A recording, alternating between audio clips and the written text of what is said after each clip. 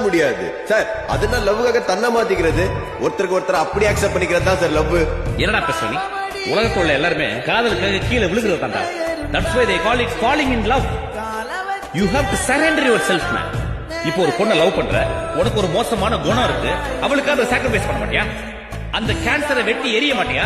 அந்த காதலுக்காக, அந்த உண்மையான காதலுக்காக நீ சாக்ரிஃபைஸ் பண்ணலனா you are a loser, man. You are a loser.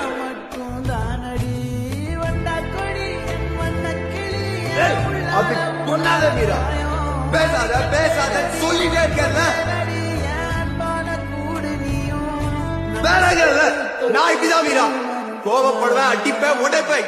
என் துணை தான் என் கேரக்டர்.